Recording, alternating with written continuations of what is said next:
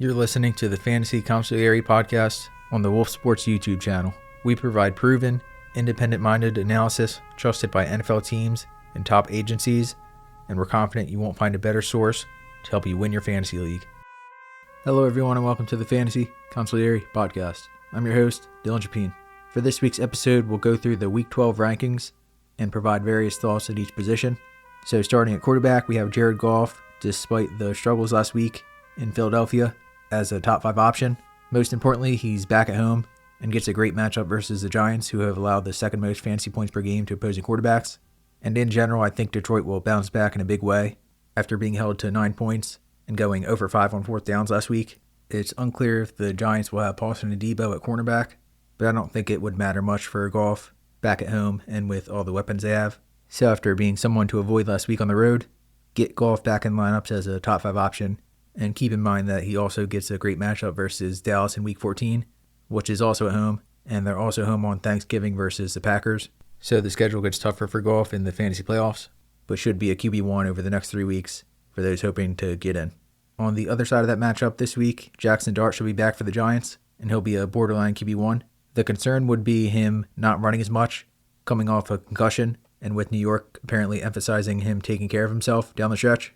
But running has been a huge part of the success for Dart, and with the man coverage Detroit plays, we should still see him take off quite a bit. So maybe temper expectations just a bit, considering how much he was running before getting injured. But Dart's still a borderline QB1, with the Lions being banged up in the secondary.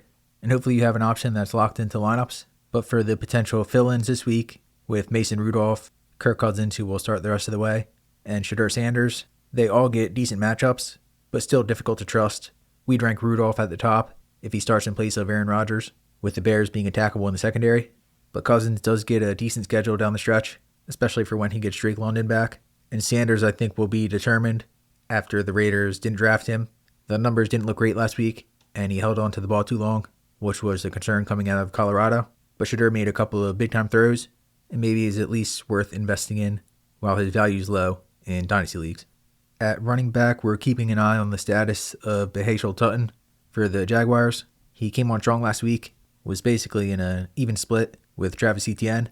But even so, we have Etienne as a top 10 play this week. He scored twice in the win over the Chargers, including a Wildcat touchdown. And since the bye, he's gone for 14-plus fantasy points in all 3 games, with touch totals of 27, 18, and 19.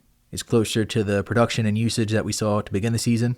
And the upcoming schedule for Etienne is great, with the Cardinals this week, Titans next week, Colts in Week 14 for a potential shootout, and then the Jets in Week 15. So someone that should at least be viewed as a high-end RB2 the rest of the way.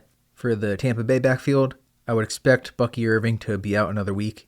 But when he does return, and if he did return on Sunday night, Sean Tucker's play has likely made it a 3-man backfield, and the Rams won't be an easy matchup.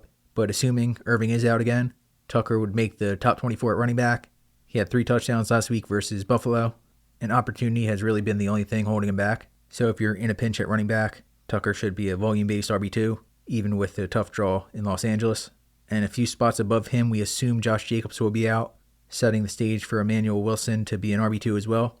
The Vikings have been inconsistent defending the run, and Wilson will also catch the ball out of the backfield, so he should be a top 20 option if Jacobs is out. And it's a good reminder to invest in handcuffs to protect yourself heading into and for the fantasy playoffs. So guys like Brian Robinson Jr., Tutton as we mentioned, Kyle Monungai if he's available, maybe even Keaton Mitchell are among the options to consider rostering for down the stretch. At wide receiver, Devontae Adams only had 1 reception last week. It was a touchdown on catch number 1,000 in his career, but still largely a disappointment for fantasy owners with just 6.6 fantasy points, considering it was a 1-yard score. But on Sunday night with the Bucs playing more man coverage, I'm confident things could slant back in his direction.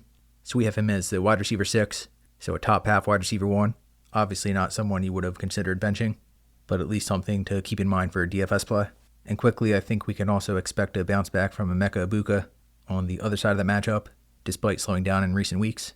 For another big game on Sunday, there is definitely intrigue about the wide receivers for the Eagles as they head to Dallas. The Cowboys have allowed the most fantasy points to opposing wideouts, but back in Week 1, they held Brown to 1 reception for 8 yards and Smith to 3 catches for 16 yards.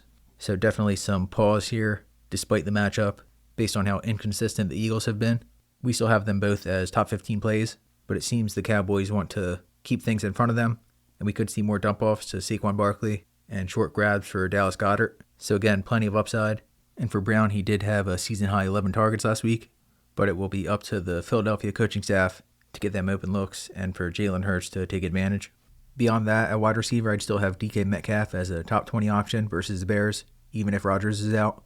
Jalen Johnson returning at cornerback would be a downgrade there, but if not, Metcalf should thrive on the perimeter, and Mason Rudolph is very capable at quarterback, and this is the kind of opponent where Metcalf could get back on track. And someone to downgrade despite now being upgraded to the wide receiver 1 for his team due to Jamar Chase's suspension, with T. Higgins still being a low-end wide receiver 2. I think Chase being out makes it a matchup downgrade for him. He'll see a lot of Christian Gonzalez and probably also be double-teamed on top of that, with the Patriots not wanting him to beat them. Obviously still capable of a big game and making big plays down the field and in scoring territory, but I think the projection for Higgins could be misleading based on the ascension to wide receiver 1 status this week. I don't think he's a slam dunk start if you have options. And quickly, similar to quarterback, to just rank the fill-in type options, we would prioritize Darnell Mooney, followed by Parker Washington, and then Andre Yosevach. But we're assuming Marvin Harrison Jr. will be back, and if he's not, then Michael Wilson would probably be the best play, and arguably a top 24 option in a good matchup versus Jacksonville. And finally, at tight end, I'll give 3 names here as the top non-high-end tight end 1 starts, not in order, but 3 options to consider. The first one is definitely a top play, with Hunter Henry versus the Bengals, who have allowed the most fantasy points to opposing tight ends. And again, keep Isaiah Likely in mind for Thanksgiving night versus Cincinnati. But after Henry, 2 options that are more likely to be available, with Kate Otten versus the Rams, especially if Chris Godwin is out again, we'd have him as a top 10 play. And for sort of a sleeper name to keep in mind, Brenton Strange could hopefully return this week for Jacksonville, and he was a key part of the offense early in the season, so he should have some streaming appeal, including this week versus the Cardinals. So that will conclude this episode. As always, you can find our full rankings on wolfsports.com, and if you're a Fantasy Consigliere member, feel free to reach out with any questions you might have. Until next time, I'm Dylan Chapin, and this was the Fantasy Consigliere Podcast. Thank you for listening to the Fantasy Consigliere Podcast on YouTube. Subscribe here so you don't miss future episodes or our next video. If you're on the go, we can also be found on Apple Podcasts and Spotify. Also, be sure to visit wolfsports.com and consider becoming a Fantasy Consigliere member to get the absolute best fantasy advice possible all season long.